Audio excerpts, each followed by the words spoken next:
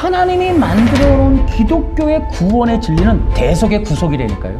이 대속의 구속이라고 하는 진리 외에는 성경에서 용인한 바가 없어요. 거듭남이라고 하는 것의 핵심이 뭐예요? 바로 성령이란 말이에요.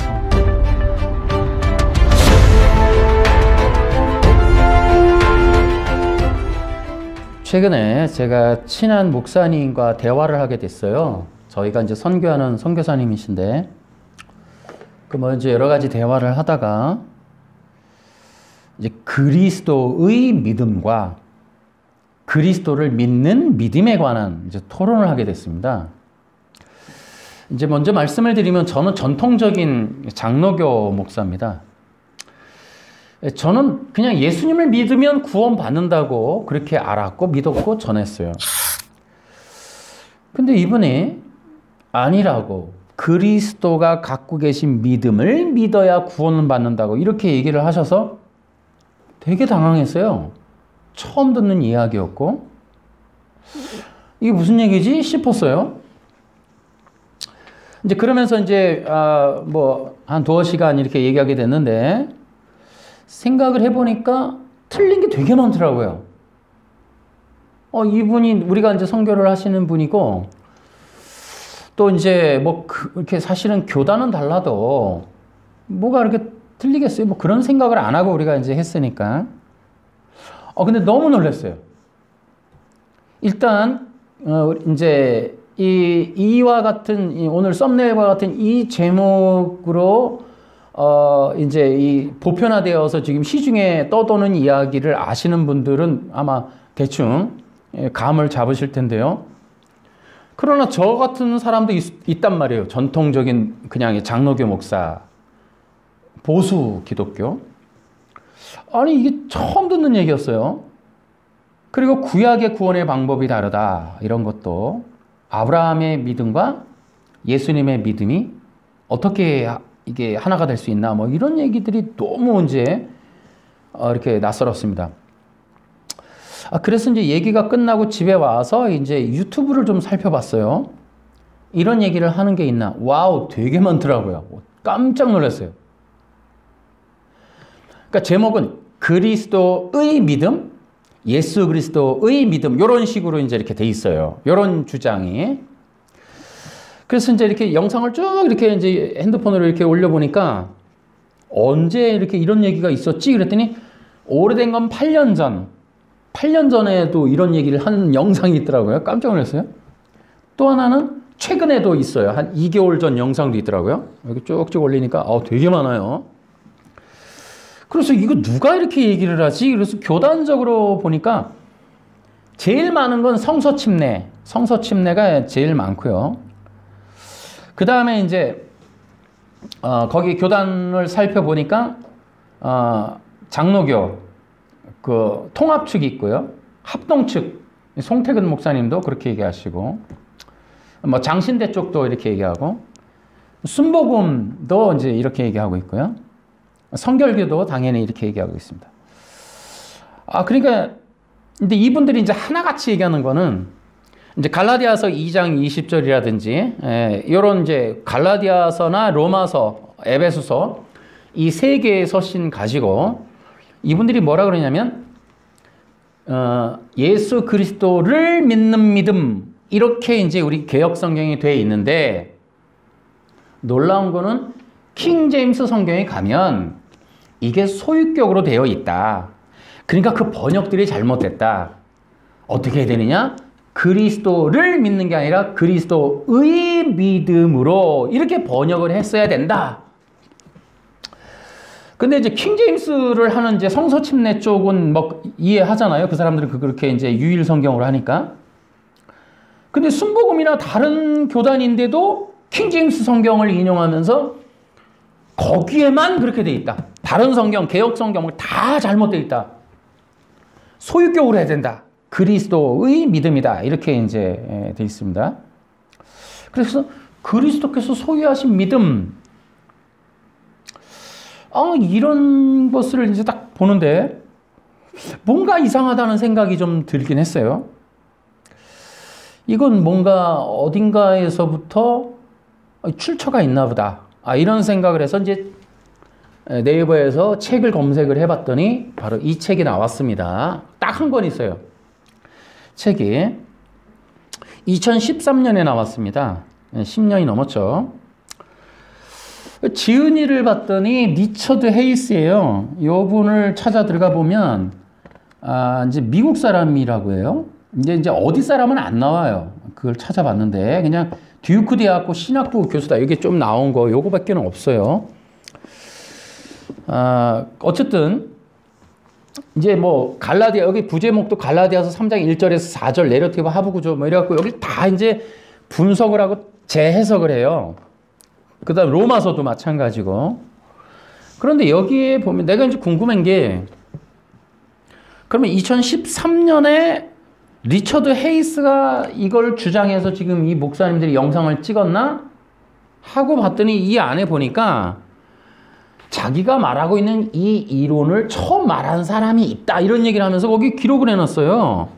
거기 보니까 처음 이런 얘기, 그리스도의 소유격으로 해야 된다? 그리스도의 믿음을 믿어야 구원받는다. 뭐 이런 얘기를 한 사람이 1891년에 이제 이 주장이 처음 제기됐다고 이 책에 나와요. 누구냐 하면 하이스 라이터. 딱 느낌이 와요? 어느 나라 사람? 독일 사람인 거예요.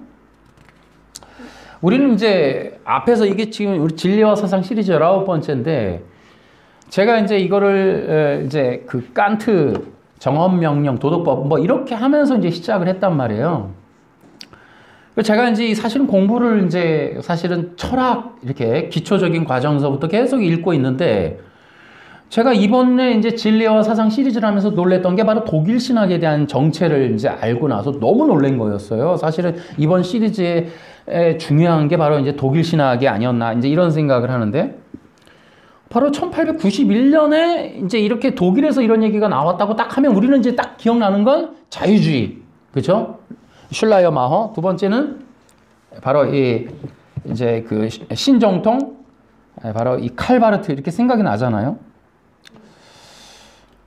바로 이 독일 신학이 이렇게 생각이 난단 말이에요. 독일 신학 그러면 우리는 이제 그동안 공부를 했죠. 신플라톤, 영지주의, 아리우스 뭐 이런 거 다 연결돼 있다. 이제 우리가 공부를 했죠. 근데 아니나 다를까요? 요 책의 뒤로 가면은 뭐가 나오냐면 1891년에 그리스도의 믿음으로 번역해야 된다 이렇게 얘기가 주장이 된 이후로 거기에 보면은 1950년에 허버트와 토런스라는 독일 학계에서 이제 이렇게 하이스 라이터가 키텔이 촉발시킨 이러한 논의들과 이런 논의들이 있었는데 그 뒤이어서 이제 허버트와 토렌스라는 사람이 이런 얘기를 했는 거예요. 근데 거기에 보면은 이 토런스라는 사람이 이제 이런 얘기를 했잖아요. 근데 그 사람이 이렇게 이제 주의를 했어요. 이런 지금 논란이 되는 부분들. 그런데 이 사람이 뭐라고 그랬냐면 자기는 바르트의 기독론으로부터 영감받았다. 이런 얘기를 한단 말이에요. 다시요.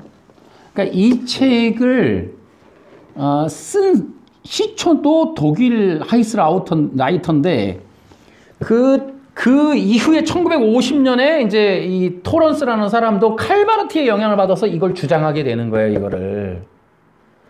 그러면서 칼바르트의 이야기를 여기다가 풀어놓습니다. 그래서 이 뒤에 가면은 칼바르트가 무슨 말을 했냐 이런 얘기를 그 뒤에다가 해놔요. 여기 보면은 여기 나와요. 바르트가 했던 이야기 이거는 여기서 이제 여기로 나온단 말이에요. 그러니까 칼바르트가 이 주장에 지대한 공헌을 한 사람이다. 그렇게 나오고요. 그 다음에 여기 보면은 불트만이라는 사람도 등장을 합니다. 우리가 그 앞선 영상들에서 보면 독일 신학에 대해서 강력하게 이제 우리가 비판하고 또 우리가 분별해야 된다 얘기를 했었는데 바로 그 주역들 슐라이마허, 바로 칼바르트, 불트만, 몰트만, 폴 틸리라고 하는 이런 사람들이 여기 등장을 하는 거예요. 그래서 제가 이 책을 보면서 야 이게 바로 지금 내가 그 목사님한테 들었던 그 내용이 독일 신학으로부터 온 내용들이었구나. 그래서 나랑 안 맞았구나. 우리는 이제 순수 정통이 이제 뭐 그냥 이렇게 보수적인 기독교, 예수님 믿으면 구원받아. 이제 우리가 이제 그래서 사형리도 전하고 뭐 이런 입장이었는데 아니라는 거예요. 그리스도가 가지고 계신 믿음이 우리가 믿어야 될 믿음이라고 얘기를 하는 거죠. 그래서 상당히 당황을 했었는데 이제 바로 이것이 독일에서부터 넘어온 이야기였다라는 걸 이제 알게 된 거예요. 여기 뒤에 보면은 추천사를 쓰신 분들이 있어요. 근데 감리교, 경민대학, 횃불 트리니티, 숭실대학, 청어람 이렇게 이제 우리가 소위 아는 진보 측의 이제 기독교 신학교와 그런 사람들이 이제 추천사를 썼어요. 근데 거기에 이제 한 사람이 이게 이름이 이제 낯이 익어요. 백석대학교 신학대학원 신약학 교수인 김병국 씨가 이거를 여기다 썼어요. 제가 이 시라고 하는데 좀 죄송하지만 좀 화가 나서 그래요. 근데 왜냐면 그분이 이제 제가 그분 책을 공부했단 말이에요. 요한복음 책인가 되게 잘 쓰셔갖고. 근데 여기다가 이 책의 출판은 특히 갈라디아서를 연구하는 이들에게 희소식이다. 바울 신학을 연구하는 반드시 살펴야 할 피스티스 크리스투 논쟁이 이 책의 중심을 이룬다. 이렇게 했는데 어떤 의미로 추천사를 썼는지 모르겠어요. 왜 여기에 참여하고 계신지. 이제 그래서 상당히 기분이 별로 좋지는 않았어요. 독일 신학, 그래서 그분 또 네이버 검색을 해보니까 독일 신학과는 아무 관련이 없는 그런 공부를 하셨던데 여기 왜 들어오셨지? 이런 생각이 들었습니다. 그리고 또 한편으로는 이거 능동순종 아니야? 이런 생각이 들었어요. 능동순종 시즌2인데? 뭐 같은 사촌동생 같은데 느낌이? 이런 생각이 들었습니다. 능동순종이 뭐예요? 예수님이 율법을 잘 지키셔서 얻으신 의를, 쟁취하신 의를 우리가 예수님을 믿을 때 그 의를 공로로 받는다. 이런 얘기와 지금 이 얘기는 뭐예요? 예수님이 믿으신 믿음, 예수님이 가신 길, 예수님이 얻으신 진리, 예수님이 가지신 생명을 우리가 예수님 믿을 때 그걸 다 받게 된다. 이게 똑같았잖아요? 능동순종 시즌2입니다, 이거. 그래서 제가 상당히, 이게 뭐지? 이런 마음이 상당히 들어서 불편했습니다. 그러니까 이게 뭐냐면은, 독일 신학을 우리가 이제 칼바르트를 보셔야 돼요. 이제 그 칼바르트에 대해서 우리가 이제 좀 한번 생각해 봐야 되는데, 바로 이 헤이스라고 하는 사람의 이 책과 그리스도의 믿음이라고 하는 신학, 그 구원론을 전파하는 건 독일 신학이다. 여러분 이렇게 보시면 돼요. 이 책을 보면은 그렇게 나옵니다. 근데 이거를 이제 시리즈를 보면서 제가 걱정하는 게 바로 이제 한국 기독교입니다. 바로 이제 한국 기독교가 왜 걱정되느냐? 한국 기독교가 현재 어디로 가고 있는가? 좌경화되고 있다. 이런 거예요. 그것이 바로 독일 신학 때문이다라는 거예요. 우리가 이제 공부를 했지만은 이 칸트가 굉장히 그 여러 역할을 해요. 김용주 우리 이제 교수님이기도 하고 목사님이신데 김용주 목사님이 쓰신 책, 이 책을 제가 계속 이제 이거를 들고 있습니다. 설교 때마다. 이분이 이제 두 개의 책을 쓰시는데 하나는 자유주의란 무엇인가와 이제 신정통이란 무엇인가 두 개를 쓰는데 그 자유주의란 무엇인가라는 책에서 칸트가 자유주의 신학의 시초다 이런 얘기를 하고 슐라이마허는 그 아버지다 이런 얘기를 한단 말이에요. 그래서 칸트의 자유주의 또 여러분이 이제 제가 다음에 이제 할 게 독일 계몽주의인데 독일 계몽주의나 지금 이 부분에 대해서는 제가 이제 또 우리가 블로그를 운영하는데 거기다가 제가 이제 글로 씁니다. 이 칸트가 이제 자유주의 신학도 연관되어 있지만 계몽주의에도 연관이 되어 있어요. 그리고 바로 이제 이 헤겔과 이 변증법, 그리고 마르크스의 유물론, 그리고 그 유명한 포여바의 기독교의 본질. 자, 이런 모든 것들이 이제 독일 신학입니다. 이 독일 신학이 이제 어떻게 형성됐느냐? 신플라톤 철학 위에 세워졌다. 그러면 이제 신플라톤 철학이 뭐냐? 이것이 바로 이제 이 아리우스 신학입니다. 아리우스가 독일 이 게르만족에게 선교를 했고 이 지금의 이 독일 민족, 게르만 민족은 아리우스 기독교를 받아들여서 그 위에 그들의 신학을 세워요.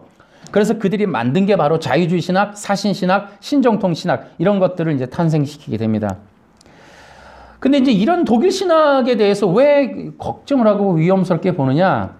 그것이 바로 한국 기독교를 장악하고 있기 때문이다라는 거예요. 바로 이 김용주 목사님이 요 책에 요 20페이지인가 요 앞에 보면은 이분이 이제 이렇게 해놨어요. 여기 뒤에 제가 이렇게 표시를 해놨는데 지금 우리가 이 사람이 이제 이 교수님이 지금은 나이가 드셔서 아마 그냥 교회 목회하시는지 모르겠는데 이 목사님이 하시는 말씀이 뭐냐면 이 신정통주의 신학을 우리가 알아야 된다는 거예요. 그 이유가 뭐냐면 현재 신정통주의 칼바르트의 신학이 한국 기독교의 대세가 됐다 이런 얘기를 하세요.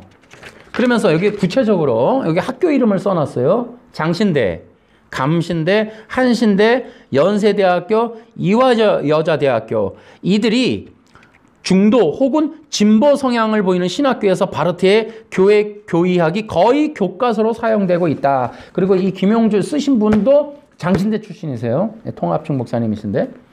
그리고 저랑 얘기했던 그 성결교 목사님도 제가 물어봤어요. 목사님 칼바르트 신학 하세요? 그랬더니 자기가 졸업했던 그 성결교 신학교 안에 대부분의 교수님들이 칼바르트 신학을 한 분들이라고 그렇게 얘기를 하고요. 여기에 나오진 않았지만 숭실대라든지 호서대 이 밖에도 많은 기독교 이제 신학과를 두고 있는 그 여러 가지 대학들의 신학과에 칼바르트 신학이 들어가 있다. 그들이 신정통 신학을 하고 있다라는 거예요. 대부분의 그러니까 기독교 신학과를 두고 있는 신학교에서 신정통주의를 빼고 칼바르트 아닌 신학교를 찾는 게 더 쉬울 것 같아요. 내가 볼 때는 손가락이 꼽지 싶어요. 그래서 한국 기독교가 바로 이러한 전체적인 칼바르트의 지배하에 있다. 제가 전에도 얘기했듯이 독일 신학과 독일 철학의 역할은 히틀러와 제2차 세계대전 그리고 반유대주의입니다. 그들에게 영향을 끼쳐요. 그것의 결정적인 건 당연히 마르크스의 유물론, 공산당 선언 이런 것들이죠. 그런데 그 마르크스의 영향을 끼친 건 포이어바흐, 기독교의 본질. 기독교의 본질을 쓴 포이어바흐는 그 책이 있어요. 제가 오늘 좀 안 갖고 왔는데 그 책에 뒤를 딱 열면 뒤에 이렇게 카피가 돼 있어요. 이 책을 한마디로 요약하면 이거다. 뭐라고 돼 있냐면 신이 인간을 창조한 것이 아니라 인간이 자신의 형상대로 신을 창조했다. 그게 포이어바흐. 그게 독일 신학이라니까요. 그런데 제가 또 위험하다라고 보는 건 거기가 또 끝이 아니에요. 뭐냐면 여러분 최근에 동성애 문제 있잖아요. 성 이데올로기. 이런 게 그냥 이렇게 유행하는 거라든지 그런 거 아니에요. 이런 것도 바로 이 철학적인 배경이 있다. 이게 뭐냐? 네오마르크시즘이다라는 거예요. 바로 이 책이에요. 오늘은 책 좀 몇 권 갖고 왔는데요. 바로 이 정일권. 이 책은 기독교 목사님들은 한 번씩 읽어보셔야 돼요. 제가 좀 참고로 꼭 읽어보시기를 추천드리는데 이 책이 시중에 없으면 중고서적에 있을 수 있으니까 검색해서 한번 보시기 바라요. 이 책의 정일권 박사님은 좀 보수 성향이세요. 약간 기독교인이신데. 근데 이제 이분이 바로 이 문화막시즘, 그러니까 네오막시즘 곧 문화막시즘. 그 문화막시즘은 뭐라고 부른다? 신마르크스 이렇게 되는 거예요. 이제 그게 바로 1930년 독일 프랑크푸르트에서부터 시작됐다. 그리고 이제 바로 여기에서 그 유명한 68혁명 그런 얘기도 좀 하시고요. 성 이데올로기가 뭐냐? 이제 이분 얘기가 전 세계를 적화운동, 빨갛게 물들게 하는 그 방법. 그러니까 마르크스의 사상을 문화적으로 침투시키는 거. 이런 얘기를 해요. 그 중요한 것이 바로 이 독일 신학인 거예요. 그러니까 독일 신학이라고 하는 것을 우리가 좀 다양한 면에서 살펴보면 세계를 적화시키는 하나의 도구다라고도 볼 수 있는 거예요. 여러분 성 이데올로기라는 게 있어요. 그게 이제 프랑크푸르트 학파에서 만든 그 네오마르크시즘의 도구예요. 근데 이것이 이제 세계를 적화시키는 그런 이제 어젠다라고 볼 수 있어요. 이제 한국에서도 여러분은 들어보셨나요? 퀴어 운동, 퀴어 신학, 퀴어 문학, 퀴어 문학, 퀴어 영화, 뭐 이런 거. 이런 모든 것들이 뭐예요? 네오막시즘이라니까요. 이것들로 인하여 세계를 적화시키는, 빨갛게 물들이는. 거기 프랑크푸르트가 만든 그 학파에서 만든 네오막시즘이 바로 이 기독교 운동으로도 나가는 거예요, 이게. 그래서 진보 기독교라고 그러는 거예요. 진보 기독교. 그래서 이 기독교도 지금 좌경화의 길을 걷는 거예요. 그래서 퀴어 신학, 동성애를 합법화하는데 뭐예요? 우리 기독교가 이번 선거에서도 되게 웃기죠? 당연히 기독교인이면 동성애를 반대하는 쪽으로 투표를 해야 되는데 동성애를 찬성하는 쪽으로 기독교가 쏠려갔단 말이에요. 이게 뭐예요? 한국 기독교가 지금 어디를 가고 있느냐를 좌표를 볼 수가 있는 거예요, 지금. 한국 기독교도 의외로 우리가 아는 것 이상으로 좌경화되어 있다.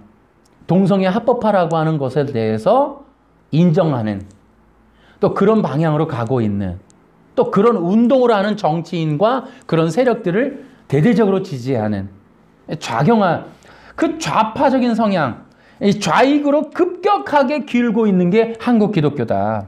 근데 매우 위험해요, 이게. 그러니까 다시요.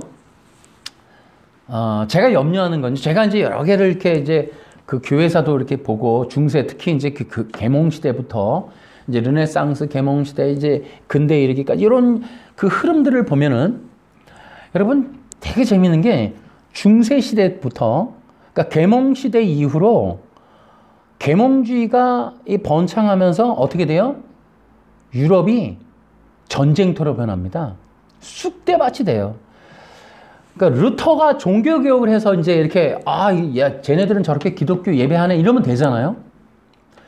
종교개혁 이후에 유럽이 정말 그야말로 초토화되는 30년 전쟁이 이루어집니다. 그 30년 전쟁이 얼마나 처절했는지 모른다 할 정도로, 치를 떤다 할 정도로 심각한 전쟁이었어요. 루터의 종교개혁. 이 독일이라고 하는 나라가 일으킨 종교를 통해서 일어난 그 문명운동, 그것이 바로 전쟁을 가져왔다. 자, 여러분, 루터를 떠나서 이제 루터의 손을 떠난 이 기독교가 이 독일로 넘어가면서, 독일 이후에 주도권이 이제 독일로 넘어가면서 이 독일 기독교가 번창하면서 드디어는 1차 대전, 2차 대전, 전 세계의 적화운동. 저는 기독교가 우리 한국이 보수적이었잖아요. 뭐 평양 대부흥, 뭐 사형리 전도, 총동원 전도, 우리가 대부분은 그냥 보수적이었어요. 지금 우리가 이제 이런 이야기를 듣는 것도, 능동순종을 듣는 것도, 또 동성애 합법화 신학, 퀴어 신학 이런 것도 최근의 일들이에요. 기독교가 상당히 좌파적으로 흐르고 있다. 지난번에 우리가 유신진화론 얘기했잖아요. 제가 이제 이런 유신진화론도 공부하면서 느끼는 건 조금 더 제가 살펴보고 싶은데요. 이것도 네오막시즘의 하나의 전략이었다라는 것이 저의 의심입니다. 아직까지 제가 그걸 잡아내질 못했는데, 저는 이것이 네오막시즘에서 만들어낸 것이다 라는 생각을 좀 많이 하고 있습니다. 어쨌든 그러니까 기독교가 좌경화되면 위험해집니다. 나라의 운명도, 문화는 당연히 초토화됩니다, 여러분. 그러니까 좌파적인 기독교 문화가 들어오면 그냥 그 문화는 그냥 초토화된다고 보시면 돼요. 한 나라가. 미국을 보면 정확하게 알 수가 있어요. 폴 틸리라는 사람을 구글에서 검색하면 미국 기독교에 대한 정보가 나옵니다. 참고해 보시면 돼요. 이런 부분에 관심 있는 분들은. 근데요, 제가 이 책을 보니까 여기에 뭐라고 나오냐면, 칼바르트가 이제 로마서를 이제 주석을 쓴단 말이에요. 근데 그 2판을 쓰는데, 그 자기가 로마서 그 주경 뭐 이걸 쓰는데, 이 로마서 책을 쓰는데 영향을 준 사람들이 있다 그러고 명단을 발표하는데, 거기에 이제 이렇게 나와요. 칸트, 그 다음에 플라톤, 그 다음에 키에르케고로, 또 한 사람 도스토옙스키라는 이름을 바로 이 책에서 거명을 합니다. 그러니까 칼바르트가 로마서를 쓰는데 바로 참고한 사람들이 칸트, 플라톤, 키에르케고로 이런 사람들인 거예요. 아예 대놓고 얘기합니다. 그래서 자기의 이 해석학의 전제는 이 바울의 또 이렇게 얘기를 해요. 자신의 해석학의 전제는 바울이 선포한 핵심적인 내용이 담겨 있다. 이렇게 말하면서 바울이 예수 그리스도에 대해 시간과 영혼의 항존적 위기에 대해 하나님 되심에 대해 선포했다고 말하면서 이렇게 얘기해요.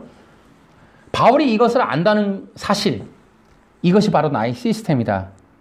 나의 교의적 전제이고 나의 알렉산드리아주의다. 이렇게 되어 있어요.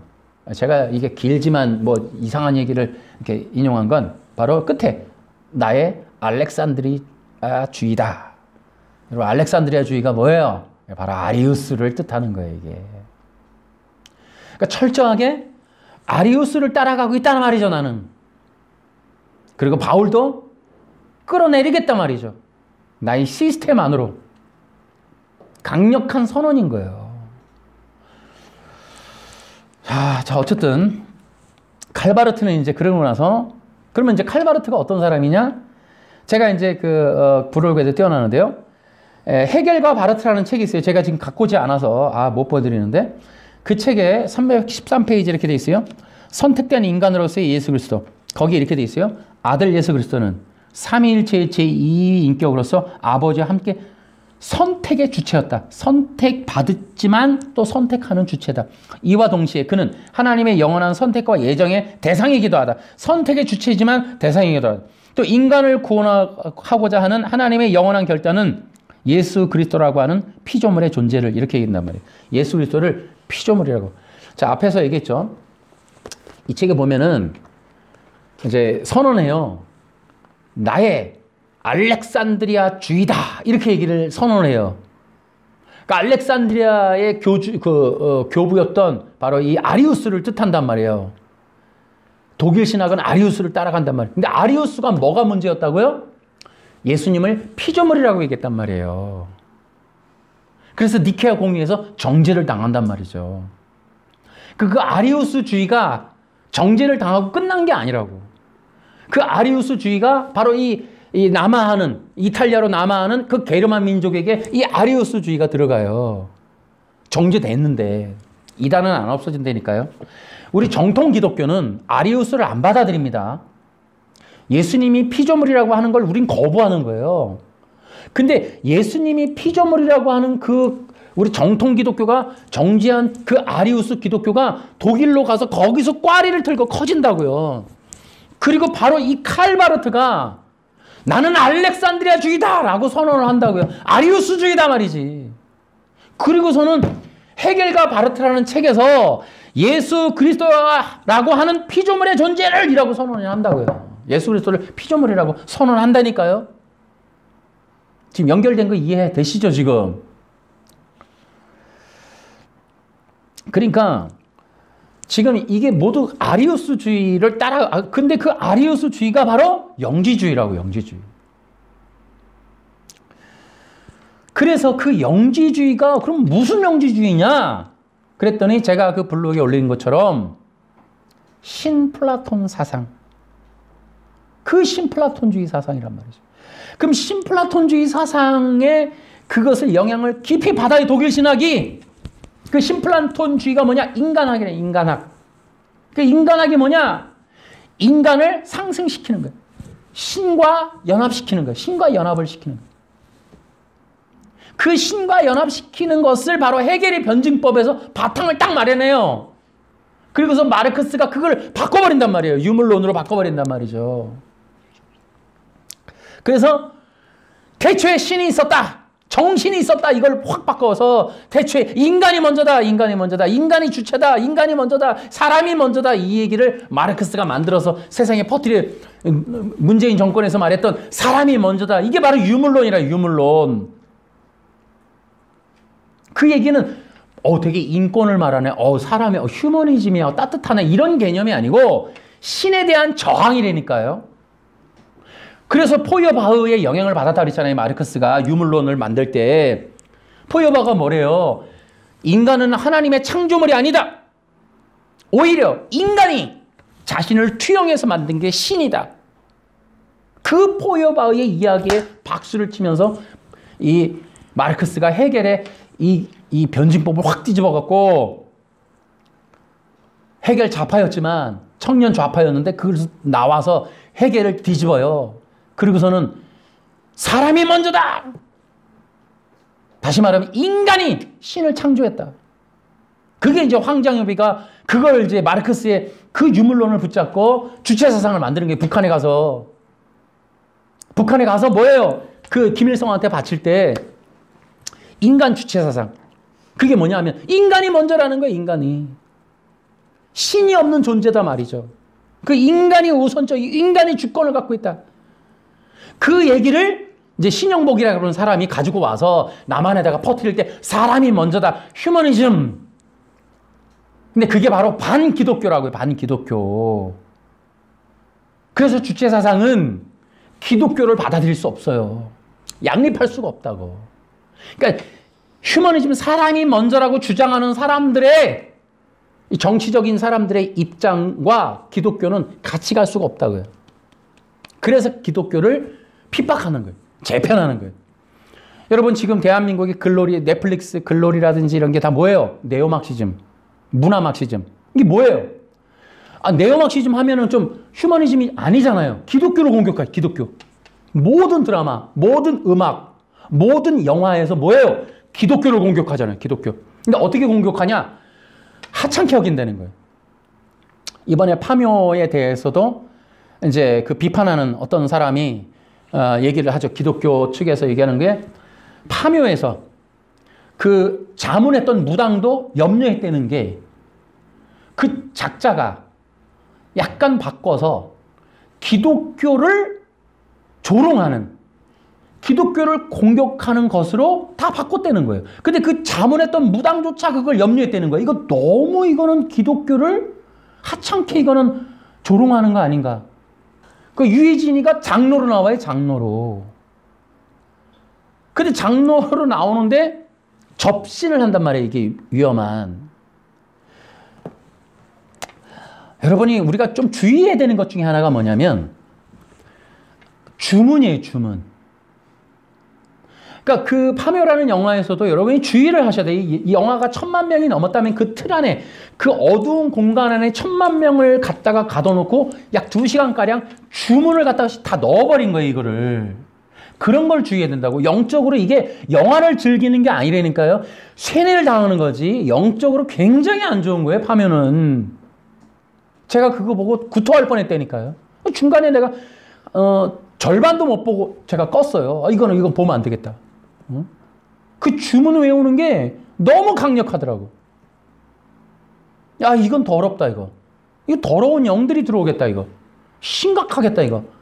1000만 명의 한국 사람들이 그 주문을 나오지 않고 2시간 동안 영화관에서 나오지 않고 들었다면 이거 엄청난 후유증이 있겠다 싶어요, 저는.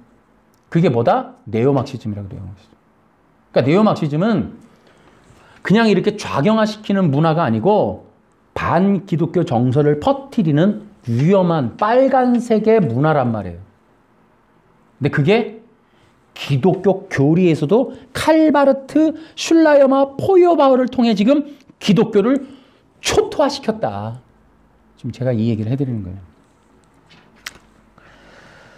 그래서 이 김용주 목사님이 이 책에서 칼바르트의 십자가의 신학에 대해서 의구심을 갖는다. 나는 칼바르트의 신정통 신학을 내가 독일 가서 직접 공부해 봤는데, 칼바르트 책을 내가 원서로 다 읽어봤는데, 독일어로 다 읽어봤는데, 내가 그 사람 책을 읽어보면서 느끼는 건 이 사람은 십자가의 대속의 구석이 없구나라고 느낀다라고 이 책에서 얘기를 한단 말이에요. 그러면서 이 김용주 목사님이 정확하게 얘기를 하기를 뭐라 하냐면, 그 얘기에 있어서 예수님은 그저 인간이 닮아야 할 모범에 지나지 않는다. 이게 바로 신플라톤이죠. 신플라톤. 그래서 신플라톤이라고 하는 것은 바로 이 중재자, 대속자, 구속자, 바로 이 예수님의 존재를 하나의 인간, 모델, 모범으로 만드는, 샘플로 놓는 걸 만드는 그 신학의 바로 바탕이 신플라톤이란 말이에요. 신플라톤. 그래서 독일 신학은 한마디로 뭐다? 인간학이다.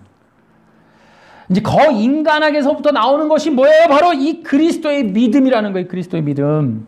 그리스도가 가지신 믿음. 그의 신실함에 의존하는 그런 믿음을 받아야만 구원받는다라고 하는 인간학이라니까 인간학. 십자가의 복음이 아니고.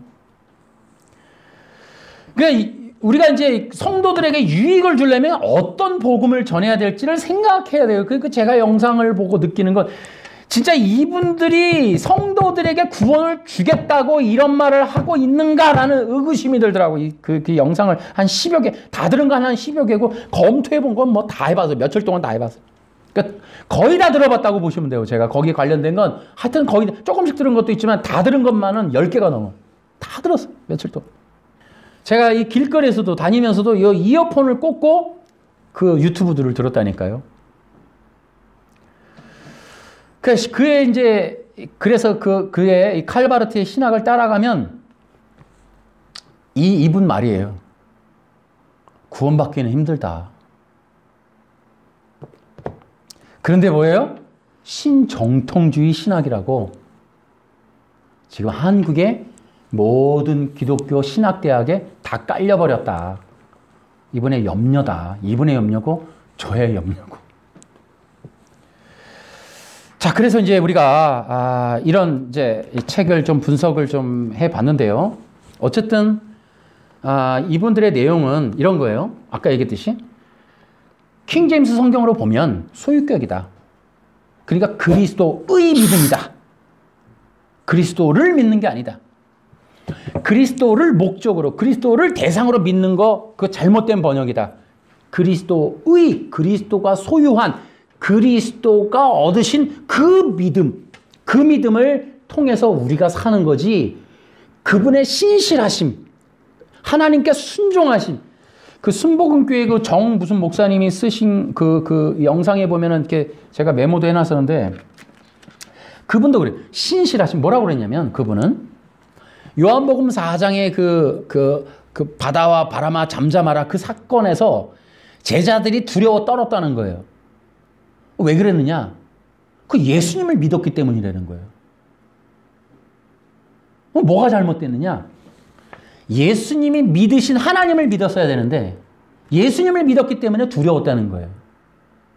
그러면 어떻게 해야 여러분들이, 성도들이 두려움이 없는 신앙을 갖게 되느냐? 예수님이 믿고 있는 그 하나님을 믿으셔야 됩니다. 이런 얘기를 하는 거죠. 굉장히 특이한 해석이죠? 우리가 듣지 못했던 얘기예요, 지금. 그러니까 두 개를 나누는 거예요, 믿음을. 그래 놓고 뭐라 그러시냐면, 제가 여기서 이제 어이가 없는 거예요. 성도들이란 예수님을 믿는 믿음이 시작이고, 신앙생활이 자라나면서 어떻게 된다? 예수님이 믿는 믿음으로 자라나야 된다라고 성경에도 없는 걸 만들어내셨어요. 제가 충격이었다. 무슨 순복음교회 무슨 목사님, 그 기독교 방송에도 나오는 분인데, 이제 이런 얘기를 하길래 정말 어이가 없었어요. 신앙 성장이 예수님을 믿는 믿음에서 예수님이 믿은 믿음으로 발전해야 된다. 여러분 들어보셨어요? 이런 얘기? 아무리 순복음이라도 같은 기독교 아닌가요? 같은 성경 쓰지 않나요? 제가 신학을 한 지도 30년이 넘었는데 전 처음 들었는데요, 그런 얘기. 어디에 그런 내용이 나오나요? 저 배우고 싶은데. 아무리 그래도 성도들한테 그런 식으로 너무 어거지 같은 이야기들을 기독교적인 용어로 얘기해서 사람들이 아멘한다고 이게 다 이게 좀 옳은 얘기냐, 그들을 위한 얘기냐, 이게 진짜. 그런 안타까움이 좀 있습니다. 그래서 제가 이제 또 기독교 서점에 가서 바로 요 최신간인데요. 존 파이퍼의 구원하는 믿음을 샀어요. 요거를 좀 참고를 좀 했습니다. 도움이 될 만한 게 있어요. 그것 중에 딱 하나, 물론 여기 이제 내용이 되게 많습니다만은, 왜냐면 우리 전통적인 그 보수 기독교의 내용을 다 담고 계시니까, 이거를 보시는 분들은 같이 좀 보시면 좋을 것 같아요. 진짜 너무 답답한 마음이다 라는 생각을 했어요.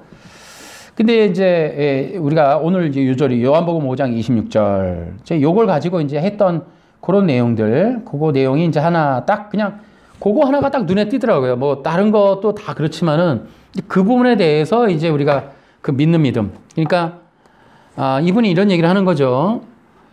나를 영접하는 자는 나를 보내신 이를 영접하는 것이니라. 아버지와 갖는 구원의 관계는 예수님을 영접하는 데 달려있다. 요한복음 1장 12절이 뭐예요?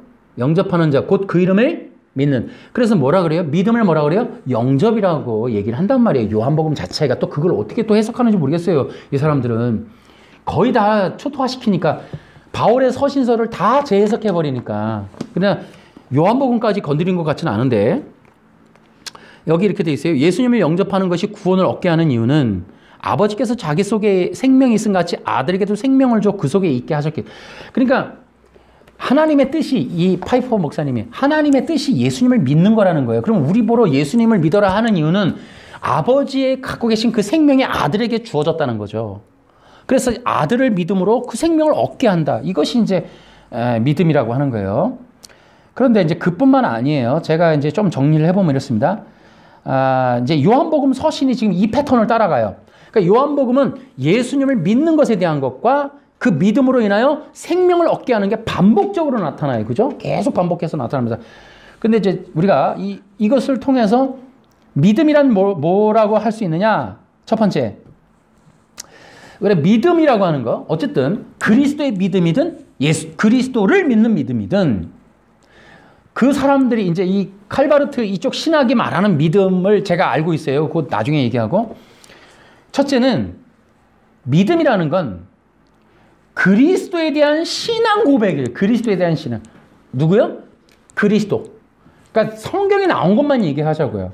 그러니까 요한복음에 4번인가에 걸쳐서 예수님을 만나고서 예수님이 누구다라고 신앙을 고백을 해요. 우리가 지금 도마의 신앙 고백 하잖아요. 예수님이 나의 주님, 나의 하나님이다.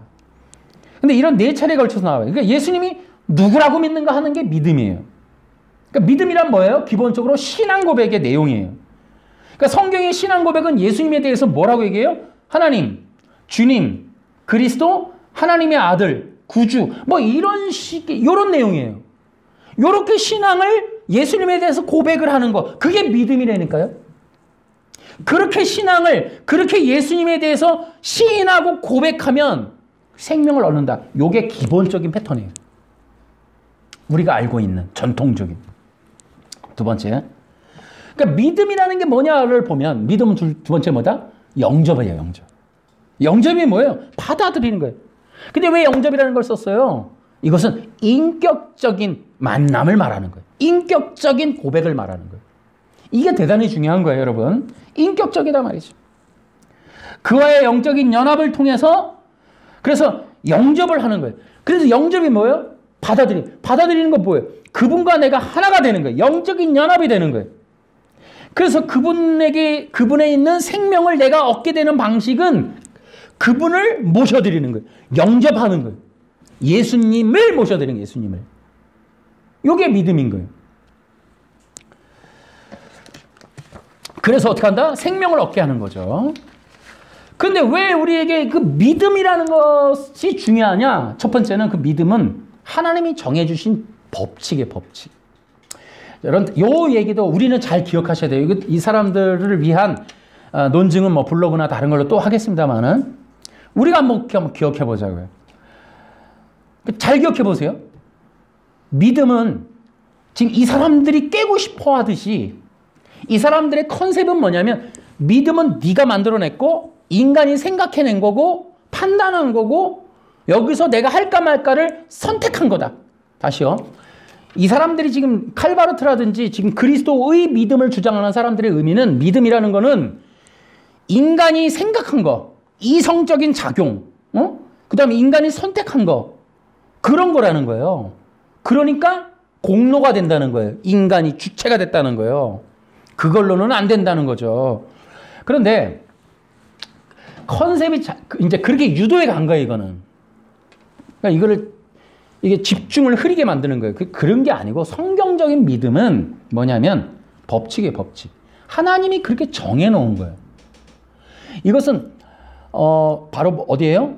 그 유명한 이제 그 제사에 나오는 거예요. 제사에서 제물과 제사자가 어떻게 연관이 되느냐 말이죠. 자, 보세요. 제사를 드리는 사람이 죄인이란 말이에요. 짐승을 갖고 와요. 그리고 이 짐승을 각을 떠서 번제를 드리는데 짐승이 죽는데 이 제사자가 살아요. 용서를 받아요. 양의 죽음과 이 사람이 어떻게 관계가 됐길래 양의 죽음으로 이 사람이 용서를 받는가? 그게 바로 전가의 교리란 말이죠. 그때는 어떻게 했어요? 안수라는 걸 통하여 내 죄를 이 양에게 전가합니다. 그러니 이 양의 죽음을 보시고 나를 용서해 주세요. 이 개념이란 말이죠. 이게 이제 우리에게 믿음이라는 거예요. 그러니까 하나님이 정해놓은 거예요, 그렇게. 왜? 인간의 구속은 대속의 구속이에요. 누군가가 대신 죽고 그 대속의 공로로 인간이 구원받는 거예요. 그러면 대속의 죽음이 있고 인간이라는 존재가 있잖아요. 이것을 연결하는 방식이 믿음인 거예요. 이거 하나님이 정해놓은 거예요. 대속이라고 하는 것을 통하여 그 구속자이신 구원자이신 대속자의 그 흘리신 피로써 구원받게 하기 위하여 그 인간이 어떻게 돼요? 믿음이라는 거, 믿음. 이것이 이제 율법인 거예요, 율법. 그렇게 정해놓은 거예요. 그렇게 하기로. 근데요, 이 사람들은 지금 뭐 하느냐면, 믿음이라고 하는 걸 그리스도의 소유된 믿음, 그리스도를 믿는 믿음, 이거를 분리하고 나누고 쪼개서 그리스도의 믿음으로 유도를 해간단 말이에요. 자, 보세요. 인간의 죄가 뭔지 아십니까? 인간의 죄는 여기서 중요한 거예요. 하나님이 뭐라고 정해놨어요?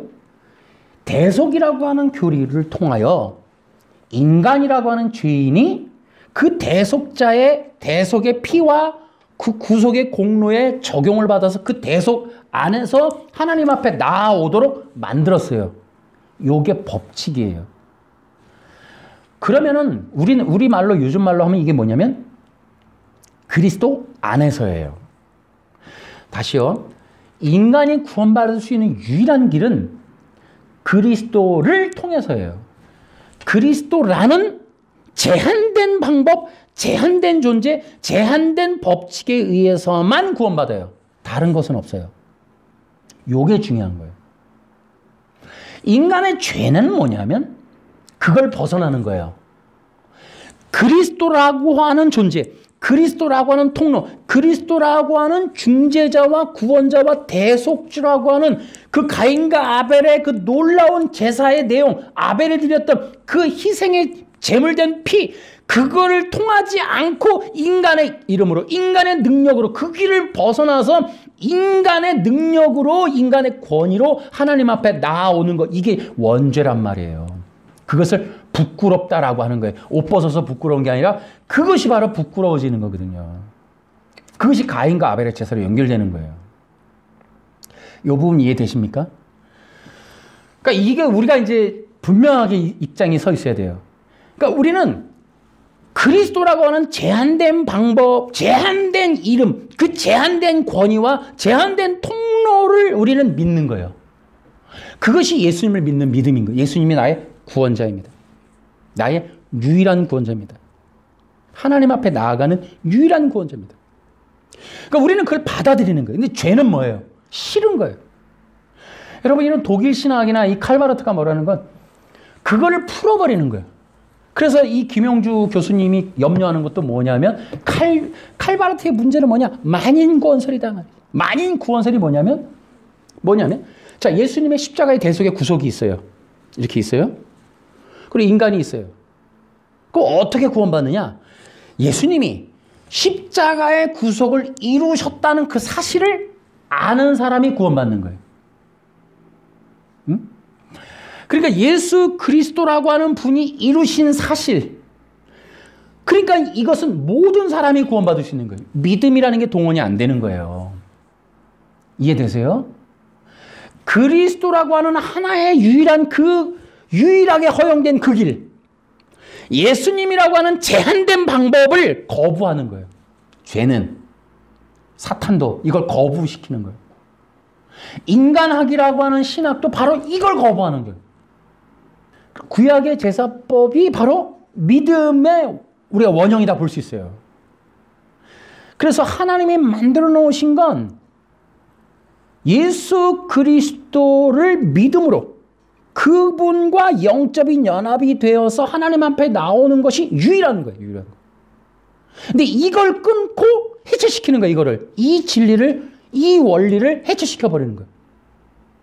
그래서 그리스도의 유일성을 해체시켜 버리겠다.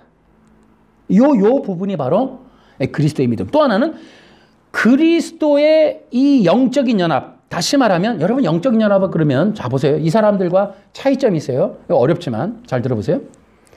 그리스도가 십자가를 이루셨어요. 이 사람들도 이거 얘기해요. 자 그런데 보세요. 예수님이 십자가에서 죽으시고 부활하셨어요.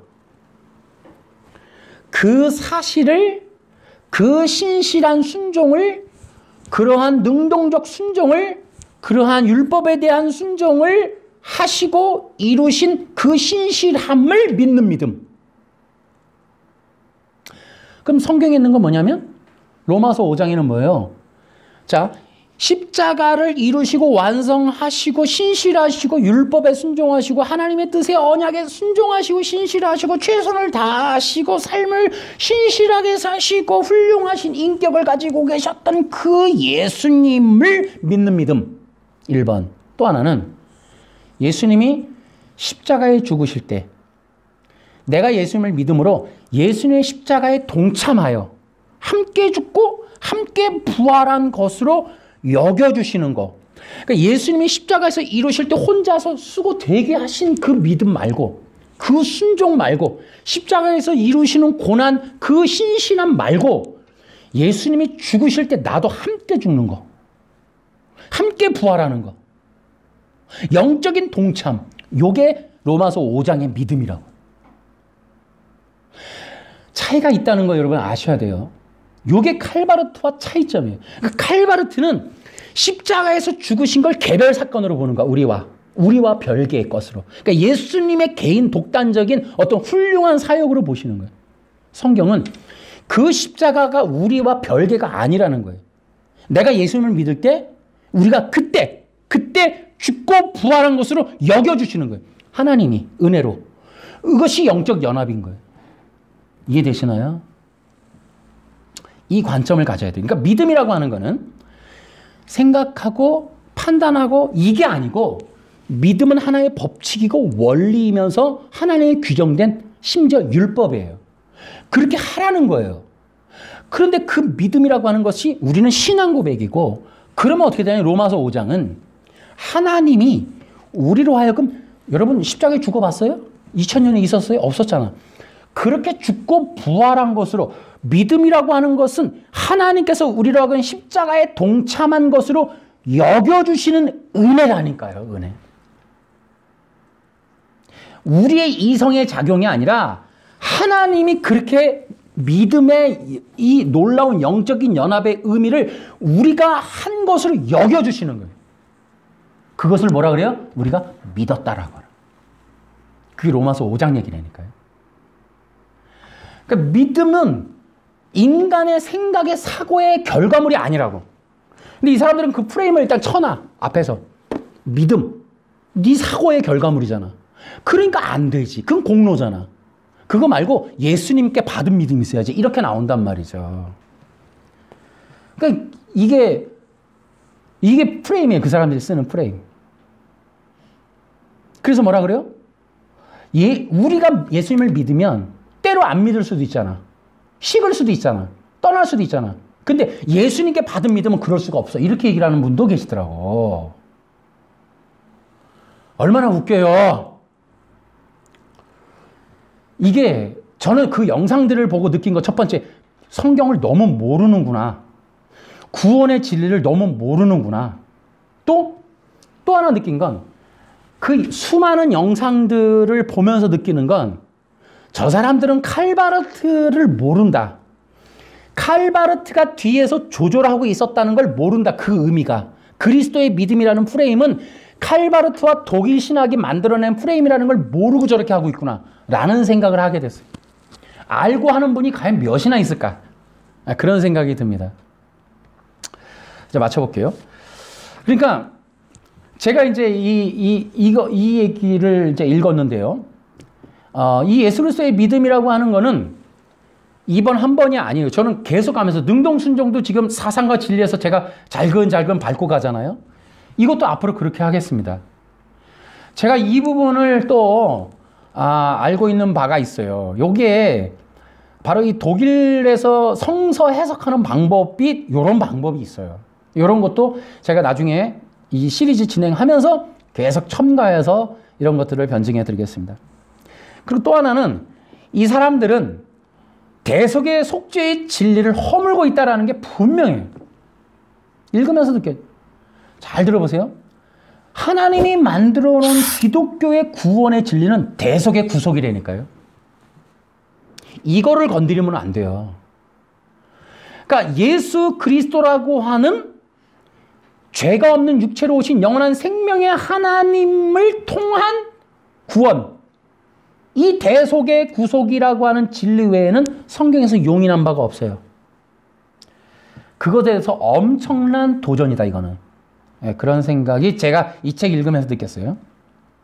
그 다음에 앞에서 얘기했듯이 그리스도와의 십자가에서의 영적 연합, 직접적인 그분이 하신 결과물을 믿는 믿음이 아니라 그분의 십자가의 사역에 내가 영적으로 동참하게 되는 그러한 복음, 그것이 십자가의 복음이거든요. 그 복음을 가로막는 그분과의 영적, 실제적인 영적인, 그것이 뭐예요, 여러분? 그것이 요한복음 3장에 말하는 바로 거듭남이란 말이에요. 그 거듭남. 그런데 이 거듭남이라고 하는 것의 핵심이 뭐예요? 바로 성령이란 말이에요, 성령. 제가 이 책을 읽고 그 영상들을 보면서 느낀 건 또 뭐다? 이분들은 성령에 의한 구원 사역을 전혀 언급하지 않는구나. 그러니까 이 구원에 있어서의 성령님의 역할은 아예 존재조차 하지 않는구나. 그 영상이나 이 책이나. 그런 것들을 봤다. 그러므로 저는 그리스도의 믿음이라고 하는 이러한 책과 이런 방향과 이렇게 주장하는 세력을 저는 영적인 미혹이다. 저는 그렇게 결론 지을 수 있겠습니다. 그래서 이것은 다른 복음이다. 그런데 점점 많은 사람들한테 전해지고 있는 것 같다. 그리고 지금 전 세계적으로 지금 보편화되고 있는 이 독일 진보 신학의 어떤 결과물 혹은 그러한 증상의 한 모양이 불거져 나온 것뿐이다. 앞으로 더 많은 게 있을 수 있겠다. 이런 생각이 들었고요. 한국 기독교가 이렇게 좌경화되는, 독일 신학으로 좌경화되는 길로 이렇게 가고 있는 거 저는 굉장히 위험하다. 이것은 기독교 교회가 위험하다가 아니라 한국과 한국의 미래와 한국 국민에게 굉장히 좋지 않다. 저는 좋지 않다. 이렇게 영적으로 굉장히 좋지 않다. 진짜 이러한 것들은 여러분 보십시오. 전 세계가 정치적이든 신학적이든 좌경화되면 내재적으로는 소요와 혼란과 소동이 일어나지만 또 외재적으로는 전쟁도 날 수 있어요. 역사가 그래요, 역사가. 그러니까 굉장히 이런 것은 그러니까 한국 기독교가 지금 심각하게 좌경화로 거의 그냥 급좌로 딱 꺾어버린 것 같은 느낌이 들어요. 제가 그 블로그에도 썼는데 아까 그 김용주 박사님이 그러죠. 한국 기독교가 칼바르트 영향으로 감신대, 장신대, 이화여대, 연세대 이렇게 지목을 했단 말이에요. 근데 이제 그 연신원이라고 있어요. 연세대학교 연합신학대학원이라고 그러는데 내가 이제 어느 대학을 나왔든지 목회를 하고 있다가 목회 후에 과정으로 거기를 이렇게 들어가서 동문을 맺는, 인맥을 맺는 그 과정이 있어요. 그 연세대 총동문회라고. 거기가 바로 칼바르트의 교육 지점이에요. 그러니까 제가 이 영상을 찾아보면서 한 가지 느낀 건 이 그리스도의 믿음에 관한 영상은 있지만 그리스도의 믿음을 반박하는 영상은 단 한 개도 없습니다. 현재. 지금 제가 올라가면 처음일 거예요. 그런데 이렇게 없을 수밖에 없는 게 칼바르트 신학은 누구나 다 용인하는 그런 상황인 거예요. 연신대를 통해서 내가 볼 땐 다 필터링 됐다. 세탁됐다. 연신원이 합동이든 통합이든 뭐 보수 신학이든 다 거기 가서 인맥을 맺는 거예요.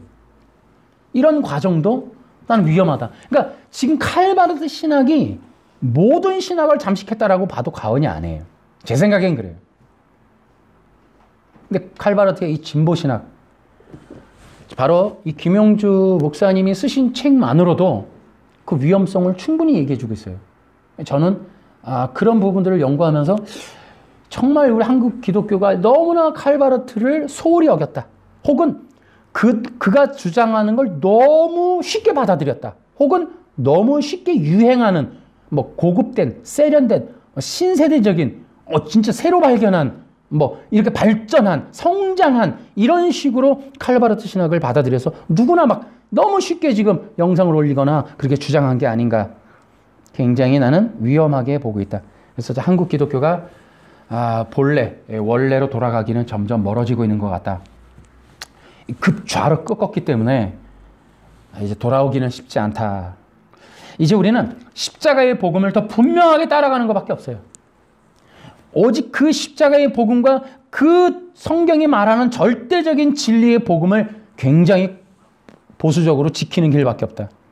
그런 거는 소수에 불과하게 될 것이지만 그래도 그 길을 가야 된다. 저도 마찬가지요. 더 극단적이고 더 대립적이며 더 투쟁적으로 내가 볼 때는 저는 그래요. 개인적으로 칼바르트 신학을 받아들이면 안 된다. 제가 이 책과 여러 가지 읽으면서 또 헤겔과 바르트 책을 읽으면서 심각하게 느꼈어요. 예수 그리스도를 피조물이라고 하는 말에 저는 경악을 해버렸어요.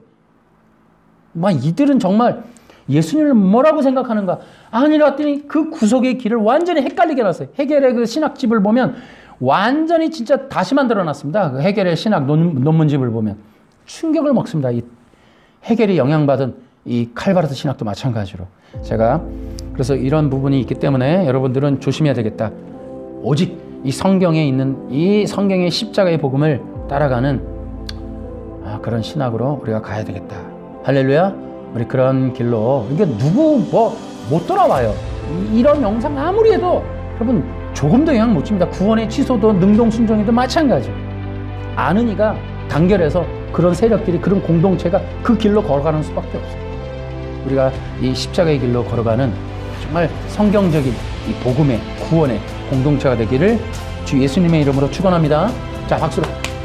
하나님 아버지 감사합니다. 오늘 어렵지만 그러나 굉장히 무거운 주제였던 이 그리스도의 믿음에 대한 것들을 함께 나눠봤습니다.